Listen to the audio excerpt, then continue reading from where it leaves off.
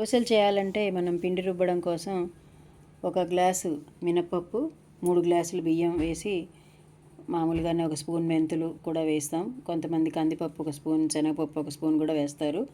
బాగా రోస్ట్ అయ్యి మంచి కలర్ రావడానికి హోటల్స్లో లాగా అలాగే వేస్తాం. అయితే ఇది దావణగేరేలో ఉండే ఒక కర్ణాటక ఫ్రెండ్ మా ఇంటి పక్కన ఉన్నప్పుడు చెప్పారు. దీన్ని బెన్నె దోశ అంటారట.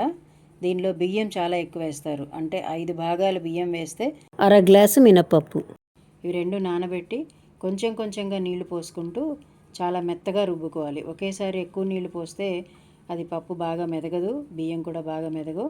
అంతేకాకుండా మిక్సీ వేడెక్కిపోతుంది, అప్పుడు త్వరగా పులవదు. అందుకని ఇప్పుడు రెండు నానిన తర్వాత మనం రుబ్బుకుని ఆ పిండి ఎలా ఉందో చూద్దాం. దోశ ప్రాసెస్లో ఇలా పుచ్చకాయ తొక్కులు వేయరు, కానీ ఫైబరు ఎందుకు వదిలేయాలి? ఇలాగా దాంతో పచ్చడి కూడా చేయొచ్చు. నేను వేస్తున్నాను. రుబ్బుకున్న నానబెట్టిన బియ్యాన్ని, మినపప్పుని ఇలా కలిపేసుకోవాలి. కలిపేసుకున్న తర్వాత రుబ్బే ముందు లాస్ట్లో కొంచెం మరమరాలు వేయాలి. మామూలుగా దోశపిండి అయినా అటుకులు కానీ మరమరాలు కానీ వేస్తాను, చాలామంది కూడా వేస్తారు. అయితే వీళ్ళు దావణగేరేలో ఆ బెన్నె దోశ వాళ్ళు మాత్రం మరమరాలు మాత్రమే వేయమన్నారు. వేశాను. వేసి రుబ్బిన తర్వాత ఈ రెండు కలుపుకొని, మామూలుగా ఉప్పు వేస్తే పుల్లగా అయిపోతుందేమో, అలాగే ఫ్రిడ్జ్లో పెట్టుకుంటే ఎన్ని రోజులైనా ఫ్రెష్గా ఉంటుంది అప్పుడే రుబ్బినట్టు అని అనుకున్నాము. మేము అలాగే చేసేవాళ్ళం. కానీ వీళ్ళు మాత్రం ఉప్పు వేసి ఉంచమని చెప్పారు. ఉప్పు వేస్తేనే ఫ్రెష్గా ఉంటుంది, తొందరగా పులవదు అని చెప్పారు. చూడాలి మరి. ఉప్పు వేస్తున్నాను. ఉప్పు వేసి దీన్ని నానబెడుతున్నాను. రేపు పొద్దున్న దోశలు వేసుకుందాం. పిండి ఇలా కొంచెం మందంగానే ఉండాలి, ఇలా జారుడుగా కూడా ఉండాలి.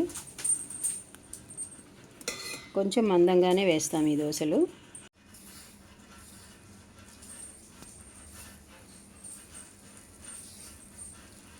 అట్టుకి హోటల్లో అయితే టమాటా చట్నీ చేస్తారు. మామూలుగా చట్నీలా కాకుండా టమాటాలు, ఉల్లిపాయలు సన్నగా తరిగి మగ్గించి పోపు గింజలతో పోపేసిన తర్వాత అంతా కలిపి గ్రైండ్ చేస్తారు.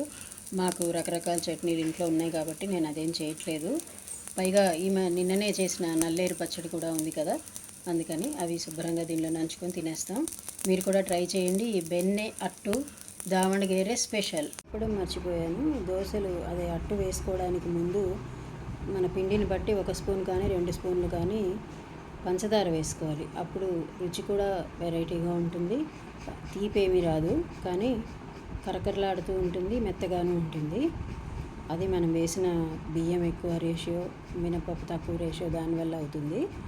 అలాగే మొట్టమొదటి దోశలు కాబట్టి కొంచెం ఇలా వచ్చాయి. అట్టు ఇంకా పెన్నం వేడెక్కేలా అయితే బంగారు రంగులో మనం హోటల్స్లో చూసే మసాలా దోశ రంగులో వస్తాయి.